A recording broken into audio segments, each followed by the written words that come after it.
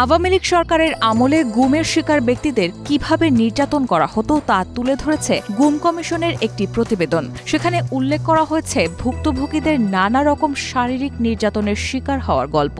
এমনকি শরীরে ক্ষতের সৃষ্টি হলে তা উপশমে ওষুধ ও মলমও দেওয়া হতো। মঙ্গলবার বিকেলে কমিশন আইনশৃঙ্খলা বাহিনীর দ্বারা সংঘটিত গুম ও নির্যাতনের প্রাতিষ্ঠানিক দিক প্রকাশ করে প্রতিবেদনটির একটি অংশ গণমাধ্যমে পাঠিয়েছে। প্রতিবেদনে বলা হয়, শারীরিক ও মানসিক নির্যাতনের সম্মিলিত প্রভাবে ভুক্তভোগীরা দীর্ঘ সময় ধরে চরম অস্বস্তিকর পরিস্থিতির মধ্য দিয়ে গেছেন। তাদের প্রায়ই প্রহরীদের অর্ধেক পরিমাণ খাবার দেওয়া হতো, হাতকড়া পরিয়ে ও চোখ বেঁধে একাকী সেলে রাখা হতো। নিজের ভাগ্য কি হবে সেই অনিশ্চয়তার সঙ্গে এই কঠোর অবস্থার সম্মিলন তৈরি করত এক ধরনের নিরবচ্ছিন্ন মানসিক চাপ। গুম কমিশনের প্রতিবেদনে একাধিক ভুক্তভোগীর তিক্ত অভিজ্ঞতা উঠে এসেছে, যেখানে তাদের বসবাসের পরিবেশ ছিল অত্যন্ত ভয়াবহ ও অমানবিক। নাম প্রকাশে অনিচ্ছুক ৪৬ বছর বয়সী এক ব্যক্তি জানান, ২০১৫ সালে তাকে তুলে নেওয়া হয়েছিল। এরপর দীর্ঘ ৩৯১ দিন তাকে অজ্ঞাত স্থানে গুম করে রাখা হয়। সেই সময়টায় তিনি একেবারে নিঃসঙ্গ বন্দিদশায় কাটিয়েছেন ভয়ঙ্কর শারীরিক ও মানসিক যন্ত্রণার মধ্যে। সংকীর্ণ সেলগুলো ছিল গোপনীয়তাবিহীন, অস্বাস্থ্যকর ও অপমানজনক। পুরুষ ভুক্তভোগীদের জন্য শারীরিক মর্যাদাহীন ছিল চোখে পড়ার মতো। সেখানে নিচু বিল্ট ইন প্যান থাকলেও মাঝখানে কোনো দেয়াল ছিল না, ফলে শুয়ে থাকলেও শরীর প্রায়ই ওই প্যানের ওপর গিয়ে পড়ত। এতে তারা প্রস্রাব, মল ও ময়লার মধ্যে থাকার জন্য বাধ্য হতেন।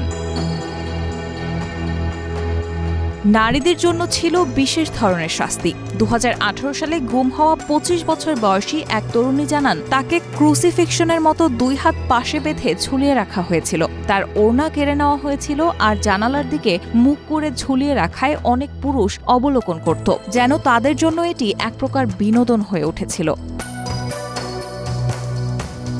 গুম কমিশনের প্রতিবেদনে বলা হয়েছে, প্রহার ছিল সবচেয়ে সাধারণ ও সর্বব্যাপী নির্যাতনের ধরন। প্রায় সব স্থানেই এবং প্রায় সব ভুক্তভোগীর ওপরই এটি প্রয়োগ করা হয়েছে। এমনকি যাদের ওপর অন্য কোনো নির্যাতন করা হয়নি, তারাও প্রহারের শিকার হয়েছেন।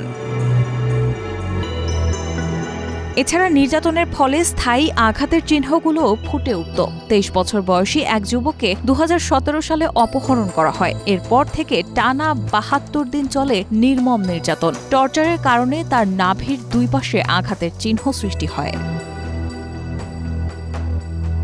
এছাড়াও এসব নির্মম নির্যাতনের পাশাপাশি ছাদের সঙ্গে ঝুলিয়ে নির্যাতন, উল্টো করে ঝুলিয়ে নির্যাতন, নখ উপড়ে ফেলা, নখের নিচে সূচ ঢুকিয়ে নির্যাতন, বাঁশ দিয়ে নির্যাতন, বৈদ্যুতিক শক, ওয়াটার বোর্ডিং, ঘূর্ণায়মান যন্ত্র ও চেয়ার ব্যবহার করে নির্যাতন, যৌনভিত্তিক নির্যাতন যেমন প্রস্রাবের সময় বৈদ্যুতিক শক, যৌনাঙ্গে বৈদ্যুতিক শকের মতো নানান পৈশাচিক নির্যাতন চালানো হতো তাদের উপর।